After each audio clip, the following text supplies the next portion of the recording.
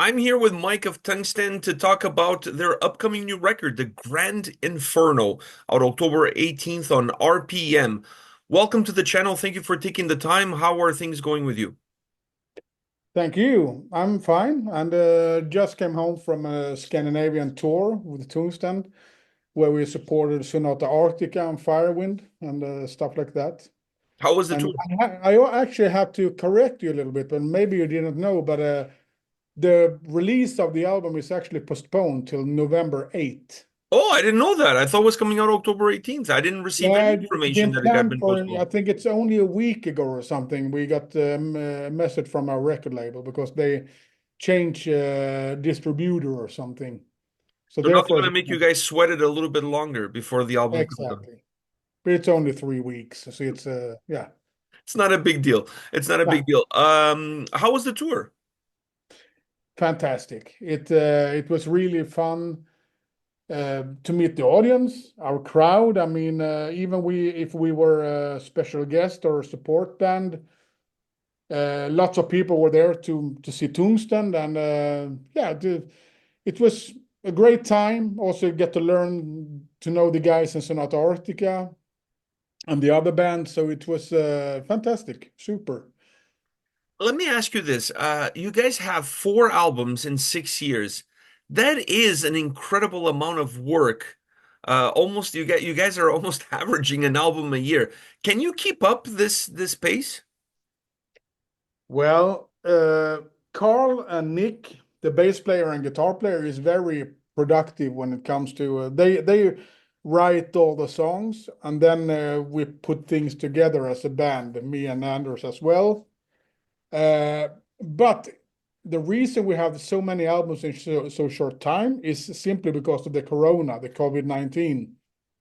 Because we released our first album in 2019, We Will Rise, and things were on the move. And suddenly in early 2020, it went, Corona stuff. So you couldn't play live anymore and so forth.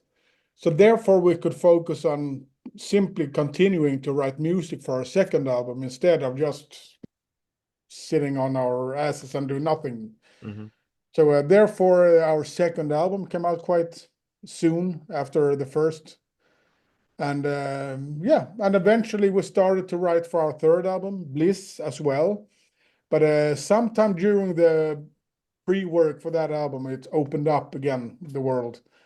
It became better again, and the restrictions and stuff started to mellow out, so to speak. Yeah, I remember your debut record because we covered on the channel. I believe you guys released it on A Rising Empire at the time, Mm. if I'm not mistaken. You guys are on RPM now. Do you feel for a band with your sound, this is a better fit? Yeah, that's simply the reason. I mean, we are very happy with our road label, A Rising Empire, because they did a tremendous job for us. I mean, they did all the groundwork and stuff. But basically, them as a label is more leaning to the hardcore, the metalcore kind of music, and even some punk stuff. The more modern power metal stuff and folk metal, melodic metal that Tungsten plays is really not what actually what they actually have in the roster. So when our contract was over after Bliss, they Arising offered us to stay. It gave us a new offer on contract, but also we had two other labels that was interested in signing us. So eventually we choose the Reigning Phoenix Music (RPM) Hmm. because simply because they suit us better musically, and also there is people from the industries that have been in the music industry for many years that Anders knows back from the days when he played in Hammerfall, for example. So yeah. It became a better fit for you guys. Uh, Talking about the Grand Inferno, in your mind, in your point of view, what separates this record from its predecessors? It's more explorers, adventurous, so to speak.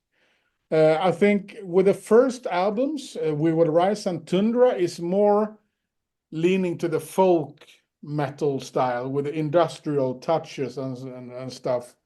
While what we have done on the Grand Inferno album is more a continuation on what we did in Bliss, our third album. It's more, we try to broaden our musical style so we don't get stuck in a corner just playing this kind of metal. We want to be not too wide, but we will want to be able to explore the metal scene musically and write music that we think is good without being locked into just a certain genre within metal. So that's what we wanted to achieve with both Bliss and the Grand Inferno.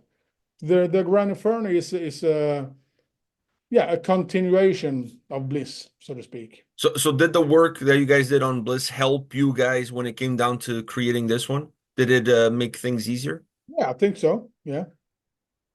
Is this an album that, due to that continuation and due to that, I'm not going to say change, but that evolution in your sound, does this album allow you to discover even doors that Bliss didn't allow you to discover? Did this album open new opportunities for you, A sound-wise little, and even a vocally? little bit more. I mean, of course, you can't go too far because if you go too far, then you lose your identity.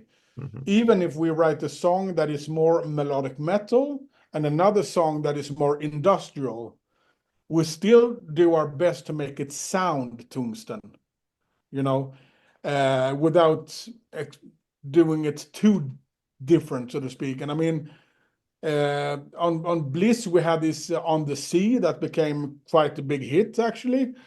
A big live favorite when we play live. On the new album, we try a little bit. We have a song called Angel Eyes, for example, that ends up the album that is more synthwave, disco metal, so to speak, but still very Tungsten.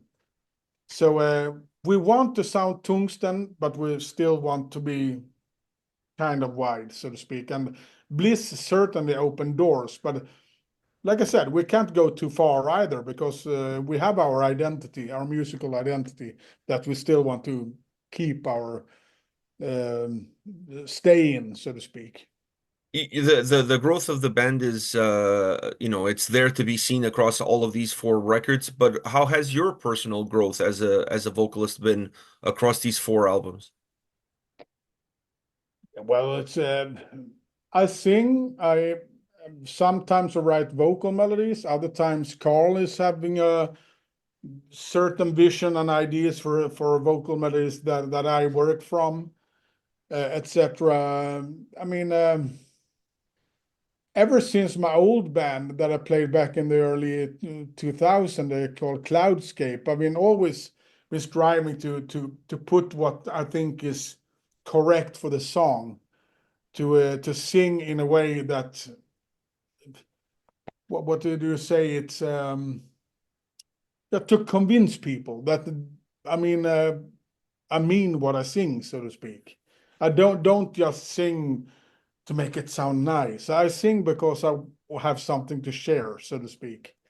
And that's what I've always been striving for to do. So no matter if it's other bands or if it's Tungsten or so I guess it's been kind of the same on all albums in this case. So some are very woo, while others are angry and depends on the song. So, do you write the lyrics for all the tracks as well? Not all of them. Most songs historically, I think I've written lyrics for, but on this last one, I think Carl have written quite a few, and there is a bunch that me and Carl have written together in one way or another. I think Niklas wrote the lyric for the Grand Inferno, for example. So, but we do things together. It's no matter what. I mean, like I said, when it comes to the songwriting, it's Carl and Nick that writes the basic stuff, and then we criticize and work things out in the rehearsal studio as a band together. And Anders puts his flavor to his drumming, and yeah, I do my thing on the vocals. So You mentioned singing what you mean and singing things that mean something to you. When you're not the one writing the lyrics to the song, do you still have some sort of input? Because at the end of the day, you're the one singing it. Exactly. I am, of course, very observant. If Carl or Nick comes with a lyric that I don't feel, hey, this feels awkward to sing because this haven't happened. But of course, I have an extra eye open to it if it happens. But it haven't happened yet, so it's cool. And I mean, there was a song from Bliss called "A Heart of Rust." That lyric is actually written by Carl, but that's very typical my way of writing a lyric.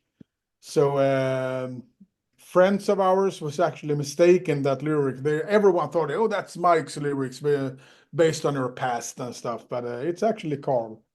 Wow, that's So interesting. we think, I mean, we write lyrics about things that people can relate to. It can be feelings, depressions, feeling bad, feeling good, whatever. Then there can be fictional lyrics like a lullabi on the new album that is more or less based on a nightmare that Carl had, where he got also ideas from a horror movie I watched. Then there is historical lyrics like Valborg and Sounds of a Violin that is more based on old Scandinavian folklore. So yeah, we write about anything. So, but to answer your question, if I get the lyric that I didn't write that I feel wrong for me to sing, then of course I would tell them, hey, can you change this? It's not me. I It's don't not want me. to sing. This Yeah. is not me. This is not me. You mentioned Lullaby. I was actually going to ask you about that song because I thought that was super interesting track, and the lyrics on that song are super interesting as well. Is that a fun song for you to sing? Because it's a fun song to listen to. It's fun to sing because it have all the registers or what to say the tones. The chorus is very high, so to speak, and the verses is more mid voice and yeah, it's very fun song to sing live. We played it now on the tour we did with Sonata Arctica, and it actually turned out to be very, very cool song for the audience as well. They were very, whoa, bam, bam, bam, bam, was really with us. So, but the story is, of course, very sad and spooky. I mean, it's about the mother that is demanding beauty for herself. So she sacrifices her child just in order to get eternal beauty for herself. The child, of course, comes back from the dead to haunt her and sing this hush little baby, to haunt her mother because that's a song that her mother sang for her when to try to calm her down and get rid of her, so to speak. So it's a spooky story. It's not very nice at all, actually. But yeah, No, but it was cool that you guys included that actual lullaby as part of the lyrics to the song Lullaby. I thought that was really cool because you're not just calling the song Lullaby, you're not just creating this theme of the song, but then you actually include pieces of an actual lullaby to it. I thought that really sold the song. mm, It had yeah. a creepiness to it, almost like a King Diamond creepiness to it, which was really cool. Missy. I loved it. Another song that I really enjoyed was Falling Apart because, man, at times that song almost felt like a metalcore song. Talk about a rising empire. It's like you guys were, Exactly. it's like Well, a song that you guys could have released when you guys were with that label. exactly. I mean, we had songs on our first album that was also more metalcore, and Falling Apart is definitely a metalcore song. But it's like I said, it's maybe one or two songs that is like that, and then we have other ways to write on the other songs. So therefore, I think RPM is more suitable for Tungsten to get our music to the right listeners and so Mhm. forth. But I agree, it's very industrial. It's very heavy. Very heavy. Yeah, but still melodic. So yeah. And from the tour that you guys were in, some of the new songs that you were singing there, what one stands out? Do you have a favorite one from this new record so far to sing live? I think that is Lullaby. Also, Vanta Black is also crazy to perform live. I mean, even you can notice it's a new song. We are a support band. Everyone in the audience ain't really familiar with the music, but at the end of the song, everyone is Vanta, Vanta, Vanta. That's how the tour was for us. I mean, you had your fans, you had your newer fans, and you had the people that was there for Sonata Arctica. That more or less in 30 minutes were converted to, hey, Tungsten, this is good shit. So and that's the whole thing, doing this kind of support thing as a band, and I think we achieved very well. So, but Vanta Black and Lullaby really went extremely well live. Man, look at you guys doing great things and expanding your fan base. That's incredible. I think these tours are great for that because it really opens doors to people that never heard the band before to really discover a new band. And you guys have a great sound, fun tracks to listen to with a lot of energy. I mean, it doesn't matter if it's a little bit darker, if it's a little bit brighter, a little bit heavy. You always find a way of creating songs that have a lot of energy in them. Yeah, and our shows is energetic as well. I mean, we go 100% all in. I mean, a softer song is more maybe mellow out, but then when it's energy in the songs like Vanta Black or whatever, we give 100%, and that's what we get really nice credits for as well after our shows. So yeah. One last question for you. So the album now got pushed by a couple of weeks. Does that change any plans that you guys have for a release show, or what plans do you have after the album comes out? More touring? There is nothing definite in the plan. So the change the release date doesn't actually affect anything for us. On the release date, we might get together in the band, have a few beers, a good dinner, do some live sendings on the Facebook or TikTok or whatever. Yeah, do something special for the fans.